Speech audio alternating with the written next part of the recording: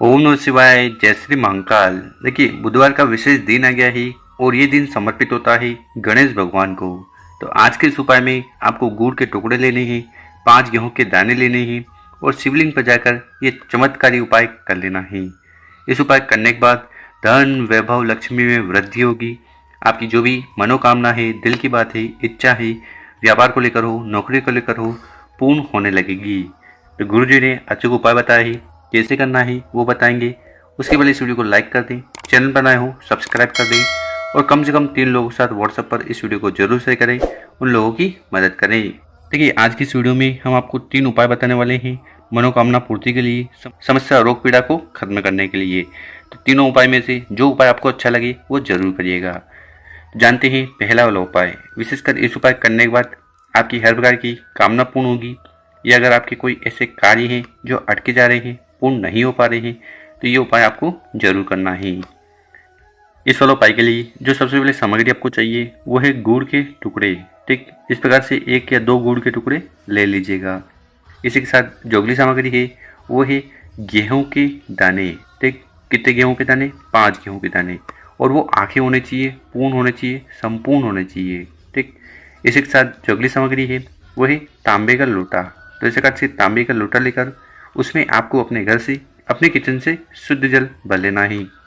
और फिर आगे बताई गई जो भी सामग्री है उनको लेकर महादेव जी के मंदिर चले जाना।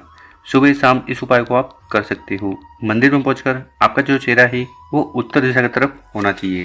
देखिए, आपकी जानकारी के लिए बता दें कि शिवलिंग के ऊपर गुड़ का उपाय करते हो ना, तो इससे आपके जीवन में जो अंधकार आ रहे हैं वो समाप्त होते हैं, तेज की वृद्धि होती है, आलस्य दूर होने लगते हैं।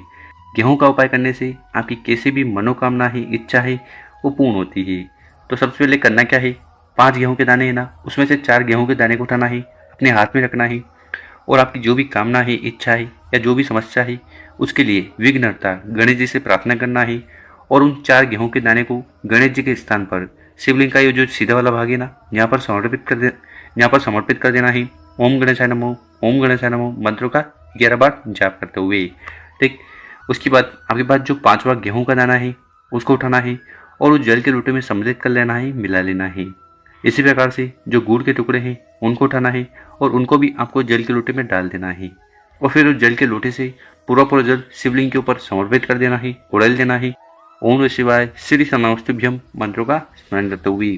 ठीक, और फिर शिवलिंग के पास बैठकर भगवान भोलेनाथ गणेश जी से प्रार्थना करना है कि आपकी हर प्रकार की जो कामना है, इच्छा है, या आपके जो भी कार्य अटके जा रहे हैं, ठीक, वो पूर्ण हो जाए। तो कार्य पूर्ति के लिए गुरुजी ने बहुत ही अचूक विशेष उपाय बताया है।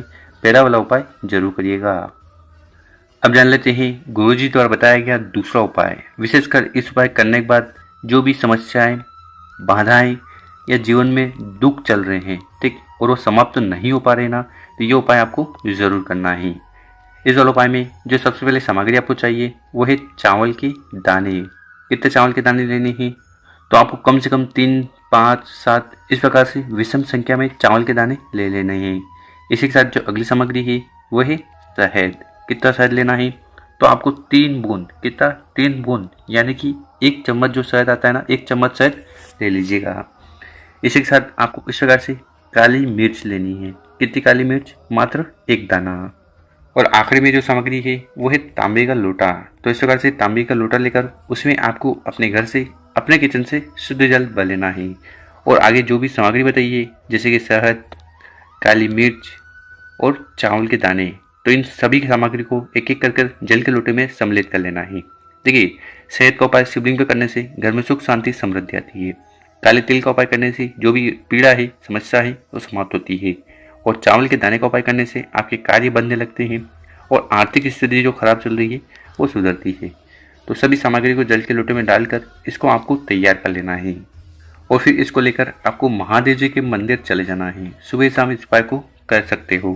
मंदिर में पहुंचकर आपका चेहरा उत्तर दिशा की तरफ होना चाहिए। मंदिर में जाकर क्या करिएगा, सबसे पहले उस जल के लोटे को उठाना है। थोड़ा जल आपको गणेश जी के स्थान पर समर्पित करना है। ओम गणेशाय नमो, ओम गणेशाय नमो मंत्रों का स्मरण करते हुए। उसके बाद थोड़ा जल आपको माता अशोक सुंदरी वाली जगह पर समर्पित करना है। फिर थोड़ा जल आपको भगवान कार्तिक जी के स्थान पर समर्पित करना है। फिर थोड़ा जल आपको ये जो माता का हस्त कमल है, कटी भाग है ना, यहाँ पर समर्पित करना है। और आखिरी में उस जल के लोटे से पूरा जल शिवलिंग के ऊपर चढ़ा देना है। ओम नमः शिवाय श्री नमस्तुभ्यम मंत्र का स्मरण करते हुए जहाँ पर जल चढ़ाओगे तो जल बहता हुआ जलाधार की तरफ से नीचे आएगा। जहाँ पर आपको अपने सिर वाला हाथ रखकर वो जल को इकट्ठा कर लेना है, ठीक, और उसको कंठ, मस्तक और नैनों पर लगा लेना है और नैनों पर लगा लेना है। और फिर शिवलिंग के पास बैठकर भगवान भोलेनाथ गणेश जी से प्रार्थना करना है कि आपके जीवन में जो भी रोग, पीड़ा, समस्याएं, बाधाएं हैं, ठीक, उन्हें समाप्त करें। तो ऐसी विशेष प्रार्थना निवेदन करते हुए दूसरा वाला उपाय जरूर करिएगा। अब जान लेते हैं गुरु जी द्वारा बताया गया तीसरा उपाय। विशेषकर इस उपाय करने के बाद आपके जीवन में सुख शांति आएगी। देखिए, बहुत सारे लोग परेशान रहते हैं कि हमारे घर में कुछ न कुछ परेशानी, बाधाएं चली जा रही है, ठीक, हमारे जो कार्य हैं वो अटके जा रहे हैं, ठीक, नौकरी के लिए जाते हैं, नौकरी नहीं मिलती, व्यापार शुरू करते हैं तो व्यापार में सफलता नहीं मिल पा रही, ठीक, बच्चों से जुड़ी समस्या आ रही है। तो ऐसे में ये उपाय आपको जरूर करना है। इस वाले उपाय के लिए जो सबसे पहले सामग्री आपको चाहिए वह है बेलपत्र। कितने बेलपत्र की जरूरत है? मात्र आपको एक बेलपत्र लेना है जो कहीं से खंडित, टूटा फूटा नहीं होना चाहिए, क्योंकि गुरुजी कहते हैं कि शिवलिंग के ऊपर कोई भी खंडित चीज कभी भी समर्पित नहीं की जाती।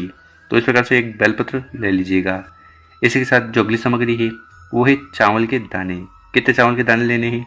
एक अक्षत का दाना लेना है जो कहीं से टूटा फूटा, खंडित ना हो।